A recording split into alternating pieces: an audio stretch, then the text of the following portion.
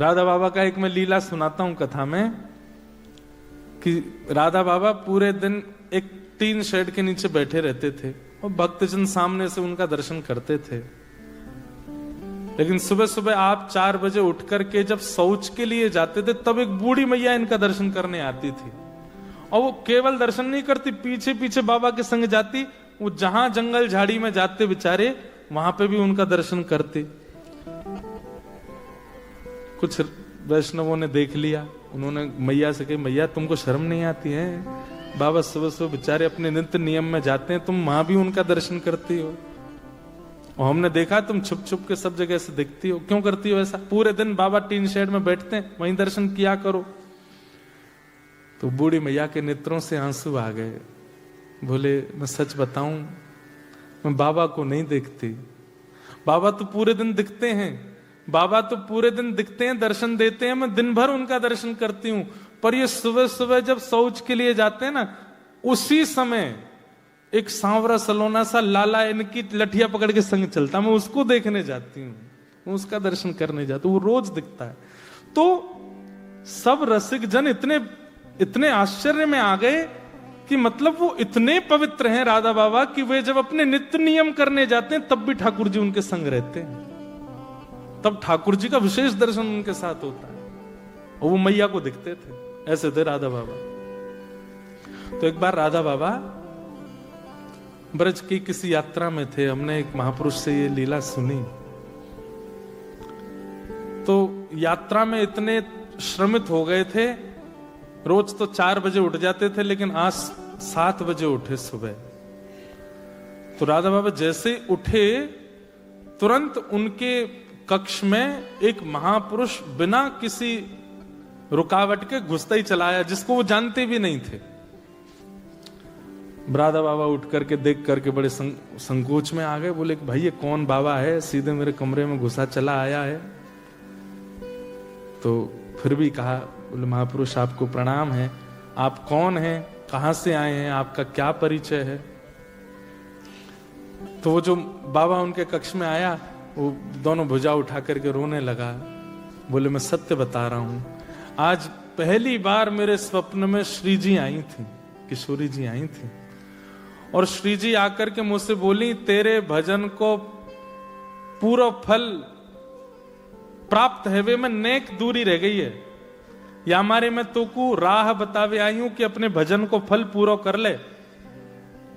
मैंने पूछी, हे श्यामाजू भजन को फल कैसे पूरा होगा? बोले कि अभी अभी राधा बाबा आए हैं बिड़ला धर्मशाला में।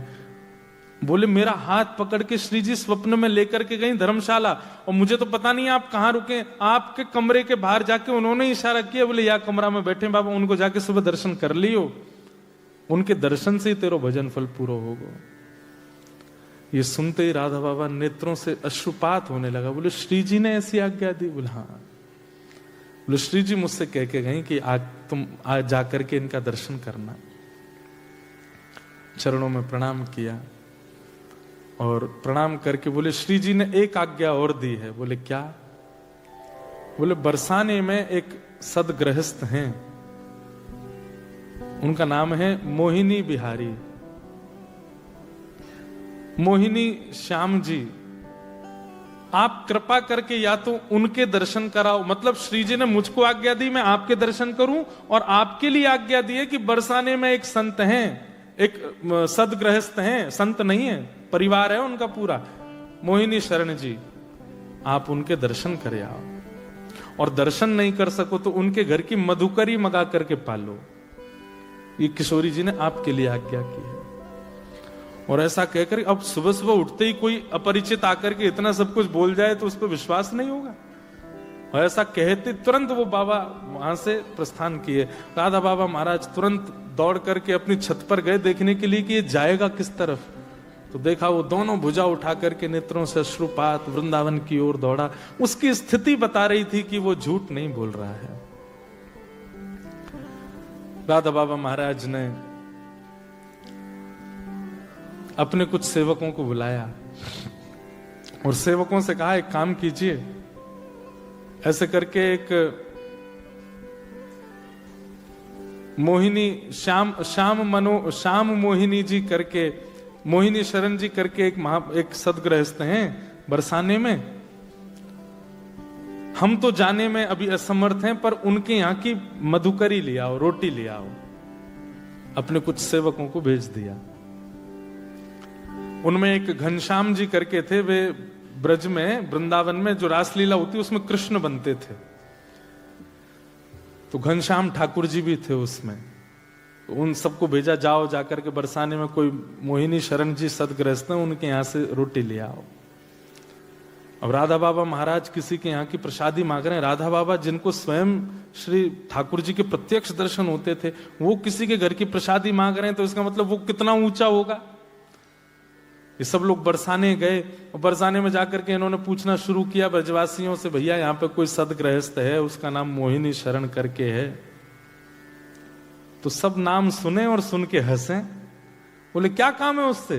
बोले उसके यहाँ की रोटी चाहिए। बोले किसके लिए? बोले राधा बाबा के लिए। तो लोग बाग सुन करके हंसे और सिर पकड़ करके बोले, भैया ये क्या कर रहे हो तुम लोग? राधा बाबा जैसे महान संत को उसके घर की रोटी खिलाओगे? बोले हैं कौन? बोले बरसाने का एक पागल है, उससे कोई मिलता नहीं जुलता नहीं, उसको देख के बच्चे भाग जाते हैं। वो जिस गली में जाता है सब दुकानें बंद कर लेते, कहां से कब क्या उठा ले, पागल है। तो सेवकों ने सोचा राधा बाबा ने आज्ञा की है, लेके तो जानी है रोटी। बोले फिर भी बताओ ना कहां है घर। बता दिया सबने। बोले वहां रहता है, वो तो प्रसिद्ध पागल है, यहाँ का, चले जाओ। जैसे गए घर पर पहुंचे तो घर की स्थिति देख करके बिल्कुल नहीं लग रहा है कि एक वैष्णव का घर है।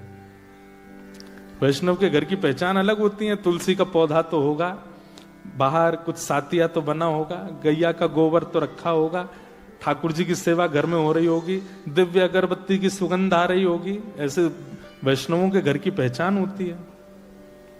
हम जिस घर में रुके हैं मेलबर्न में, उस घर का नाम है वृंदावन। और उस घर के जिस कमरे में हम रुके, उस कमरे का नाम है गोवर्धन। जहां भोजन बनता है ठाकुर जी का, उस भोजनालय का नाम है मैया की रसोई। जहां हमारे ठाकुर जी गिरधरलाल जी विराज रहे हैं, उस कक्ष का नाम है बरसाना। और जहां आकर के सब लोग बैठते हैं और बैठ कर के वार्ता करें, चर्चा करें, जो कुछ भी करें, उस स्थान का नाम है रास स्थल। अब सोचो कैसा सुंदर पूरा घर, पूरा ब्रज वृंदावन जैसा है। तो मतलब घर में जाकर के ये ना लगे कि यहाँ ठाकुर जी रेंट पे रहते हैं, बल्कि ये लगे मालिक रेंट पे रहते हैं, यहाँ के अधिकारी तो ठाकुर जी हैं। कई घरों में ऐसा लगता है ठाकुर जी रेंट पे रह रहे हैं, कि अलमारी में बैठे हैं। घर जाके ऐसा लगे कि मालिक रेंट पे रहते हैं, ठाकुर जी का अधिकार है। तो लेकिन यहां उल्टा था। जिनके घर से रोटी लाने के लिए कहा था, उनके घर में एक भी वैष्णव लक्षण नहीं थे। घर के भीतर जाकर के सबने हाथ जोड़ के कहा, बोले भैया ये मोहिनी शरण जी कहां हैं? बोले उनसे क्यों मिलना है आपको? बोले कि उनके हाथ से एक रोटी लेनी है हमको। बोले वो पड़े देख लो। तो खटिया चारपाई पे पड़े थे, दोनों पैरों में जूते पहन रखे थे, बूट, और एक के ऊपर एक ऐसे बूट रख करके बिल्कुल ऐसे दोनों पैर हिला रहे हैं, ये हाथ ऐसे धर के। और जिस चारपाई पे पड़े थे, वहां जो दीवार थी उस पर नेताओं के और पुराने जमाने के फिल्म सितारों के चित्र लगे हुए थे। ज्यादा पुरानी बात नहीं है ना। और बढ़िया उन्हीं को निहार रहे थे, ऐसे सिर अपने सहला रहे थे, ये है इनके हाथ से रोटी लेके जानी है। जितने गए उनके चित्त में आई, कहीं हम अपराध तो नहीं कर रहे? भैया एक बार बरसाने में और घूम के आ जाओ, कोई और तो नहीं है? कहीं इसके हाथ से रोटी ले जाके हमने राधा बाबा को खवाई दई और कहीं उनके बने भय भाव सवरे नष्ट हो गए तो अपराध लगेगा हमको। या आचार विचार से कहां से लग रहा है कि इसके हाथ की रोटी? सब जगह एक राउंड और मार के आए बरसाने में। सब ने कहा नहीं वो ही है, एक ही है बस, और कोई नहीं है। बोले पता नहीं कैसी लीला है। 2-3 तो भीतर गए नहीं, बोले हम तो नहीं जा रहे, हम तो पहले बाबा को भी सच्चाई बता देंगे, ले आओ रोटी तो लेके जानी है। तो अंदर रोटी लेने के, भैया आपको प्रणाम, जय श्री कृष्ण, जय श्री राधे। कहां से आ गए हो? सुबह सुबह आ गए, क्या बात है, क्या चाहिए? बोले अपने हाथ से रोटी दे दो। बोले ले लो रोटी, वहां भीतर से आ जाते हैं पता नहीं कहां कहां से मांगने के लिए। बोले नहीं, आप अपने हाथ से दे दो।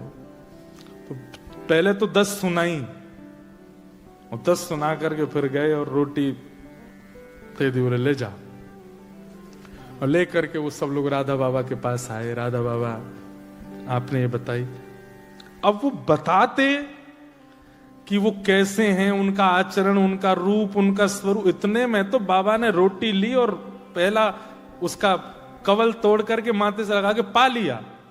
और जैसे ही रोटी मुख में धारण की है, वो मधुकरी प्रसादी, नेत्रों से अविरल अश्रुधार गिरने लगे, दोनों भुजा उठ गई।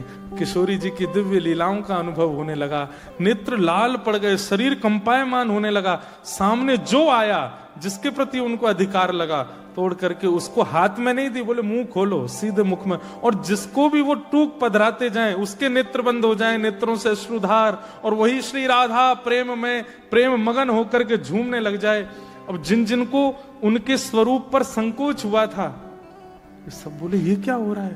पूरे कक्ष में बैठे हुए लोग भावावेश में चले गए। हाथ आगे बढ़ाया, राधा बाबा ने तिरछी नजर से देखा, बोले तुम अधिकारी नहीं हो इसके, क्योंकि तुम दोष बुद्धि से देख करके आए हो। और महाराज 1 घंटे नहीं, 24 घंटे की भाव समाधि लगी उन लोगों की जिन्होंने वो रोटी की प्रसादी पाई, मधुकरी। वहीं से ही बाबा ने प्रणाम किया और बाबा तो वहां से चले गए। लेकिन जो घनश्याम ठाकुर जी जो रासलीला में कृष्ण बनते थे, वो भी गए थे वहां लेने। उन्हीं के मन में पहले दोष आया कि ये कैसे भक्त हैं। उनके मन में आया कि कोई तो बात है, मैं जाकर के देखूं तो सही, कहीं ऐसा तो नहीं है कि वो अपनी भक्ति को छुपाते हैं। ऐसा हो नहीं सकता कि उनकी प्रसादी से ये सब हो गया। घनश्याम ठाकुर जी गए बरसाने, और बरसाने गए तो आज वो और ज्यादा विचित्र रूप में बैठे थे। वो कोट वोट पहन के, बूट वोट पहन के, बिल्कुल ऐसा दिखावे सबको, संसार को, कि महापागल हैं, संसारी हैं, और विचित्र सब उनसे दूर दूर रहें। पर ये पहचान है एक अत्यंत वैष्णव की। भक्त की इच्छा ये नहीं होती कि मैं बहुत प्रसिद्ध हो जाऊं, भक्त की इच्छा ये नहीं होती कि मैं बहुत सिद्ध हो जाऊं। भक्त की इच्छा ये होती है केवल प्रिया प्रियतम मेरे रहें, बाकी सब मुझे अकेला छोड़ दें। ये एक असली भक्त की इच्छा होती है। चरण पकड़ लिए घनश्याम जी ने, बोले कि आप ये नहीं हो जो दिखा रहे हो, क्या हो वो दिखा दो। मेरी आपसे प्रार्थना है। बहुत अच्छा नाटक करते हैं आप, आपके शब्दों में भी कहीं से भी वैष्णवता नहीं झलकती, आपके रूप प्रारूप में भी कहीं से वैष्णवता नहीं, आपके आसपास भी ऐसी आपने व्यवस्था कर रखी है कि किसी प्रकार से वैष्णवता का दर्शन नहीं हो। लेकिन मेरी आपसे प्रार्थना है, एक ब्रजवासी होने के नाते आपसे प्रार्थना कर रहा हूं, अपना असली रूप दिखाओ। तो पीछे जो चित्र लगे थे, उन सब चित्रों के मतलब जब प्रार्थना की तो नेत्रों से अश्रु आ गए। प्रेम का स्वभाव है, प्रेम का स्वरूप कितना भी छुपाओ छुपता नहीं, वो प्रकट हो जाता है। तो नेत्रों में जब अश्रु आए तो घनश्याम ठाकुर जी ने कहा, आप ये नहीं हो जो दिखा रहे हो, कौन हो वो दिखाओ। तो पीछे जो दीवार पे वो चित्र लगे थे फिल्म सितारे वगैरह के, वो वास्तव में एक लकड़ी की दरवाजा था। और जैसे ही उस दरवाजे को खोला तो वो एक झरोका था, एक बालकनी जैसी थी। और वो बालकनी ऐसी थी जहां से श्री किशोरी जी का रंग महल स्पष्ट दिखाई देता था। हाथ पकड़ करके ले गए घनश्याम ठाकुर जी का और दिखाया, बोले देखो वो हमारी श्री जी लाडली जी का भवन है। बोले हाँ। बोले देखना अब मैं पुकारूंगा और कुछ अनुभव होगा। और जैसे ही उन्होंने भुजा उठा करके कहा श्री राधा श्री राधा श्री राधा, एक दिव्य तेज प्रकट हो गया श्री ठाकुर जी किशोरी जी के बरसाने भवन में। और उस दिव्य तेज में सर्वांगीण अंग तो नहीं दिखा, लेकिन दिखा कि दिव्य तेज जैसे समाप्त हुआ तो वहां पर कोई सुंदर सी चुनरी पहन करके कोई एक सखी आई है, जिनका रूप ऐसा था, इतनी दूर से स्पष्टता नहीं हो रही थी। वो जो जिनके घर गए थे वो तो भुजा उठा करके नृत्य करने लगे। घनश्याम ठाकुर जी देख करके वहीं मूर्छित हो गए और मूर्छित होकर के चरण पकड़ लिए। बोले कि मुझे अनुभव करा दो। बोले कि अभी आपके चित्त में वैष्णवों के प्रति दोष भाव आ जाता है, पहले उस दोष भाव को दूर करो। कभी वैष्णव की आचार विचार कई बार वो इसलिए बनावटी रखते हैं कि हमारी भक्ति को नजर ना लगे, हम महासंसारी दिखाई दें सबको। इसलिए वैष्णव को परखने में राधा बाबा जैसे हो जाओ, जिन्होंने आपके द्वारा निंदा सुनी नहीं, उससे पहले प्रसाद पा लिया। ऐसी वैष्णवता जिस दिन आपके चित्त में आ जाएगी, आप जैसी बरसाना भवन की ओर देखोगे श्री जी दिख जाएंगे। घनश्याम ठाकुर जी तो मगन हो गए, चरण पकड़ लिए, बोले कि बस अब आप कृपा करो। ये है वैष्णवता। और फिर घनश्याम ठाकुर जी फिर उसी भाव में रहने लगे। अब तो ऐसी स्थिति उनकी हो गई कि अब कोई वैष्णव नहीं भी है और वो राह में खड़ा खड़ा अगर कुछ दुष्पान कर रहा है या कुछ दुर्वस्तु धुआं जैसा उड़ा रहा है, वो उसको भी प्रणाम करते, बोले तुम जरूर अपनी भक्ति छुपा रहे हो, इसलिए ऐसे हो ना, मुझे पता है। आप हंस तो गए, लेकिन वास्तव में बताएं, जब तक ये दृष्टि नहीं बनेगी आपको भगवत अनुभव नहीं होगा। ऐसी दृष्टि बन जाएगी, कोई दोष युक्त व्यक्ति अत्यंत देखो ये तो भगवत कृपा हो जाएगी कि जो वास्तविक दोषी व्यक्ति है उसका परिचय आपको हो जाएगा। लेकिन जिसमें दोष नहीं है, जो केवल दोष का आडंबर कर रहा है, उसके प्रति आपके सहज भावना हो जाएगी कि ये तो इनका केवल बाह्य प्रकाश है, भीतर से तो ये परम भक्त है। घूम फिर के बात पूरी इस भाव में आती है कि भगवत दर्शन, भगवत मिलन और भगवत सामिप्य के लिए वृत्रासुर जो कह रहे हैं, दासान उदासो भवतास में भोजा, भगवत दासों के दास बन जाओ। जैसे मैं कहता हूं कभी कभी कि राधा रमन जी के जैसे पर्दा खुलता है ना, तो पर्दा खुलते ही पता नहीं कहां से ऊर्जा आ जाती। वैष्णव बोलते श्री राधा रमन लाल की जय, भुजा खड़ी हो जाती हैं, नेत्र बिल्कुल अपलक हो जाते हैं, फिर पलक नहीं झपकता कोई, पीछे से धक्का पड़े, आगे से कोहनी पड़े, किसी को कोई चिंता नहीं होती, बस मुझे मेरे ठाकुर जी दिखते रहे। ऐसी स्थिति किसी वैष्णव के प्रति जब हो जाए, तब समझ जाइए अब ठाकुर जी मिलवे वाले हैं। जैसे ही कोई वैष्णव सन्मुख आया, उसके रूप को देख के, उसके उर्धपुंड को देख के, उसकी शिखा देख के, उसके वस्त्र आभूषण देख करके, उसके हाथ में करमाला देख करके बस मन से बस निकल पड़ा नाम, और बस उत्सुक होकर के नृत्य करने लग गए। जैसी स्थिति भगवत दर्शन में, वैसी स्थिति वैष्णव दर्शन में जिस दिन हो जाए, समझाओ बस ठाकुर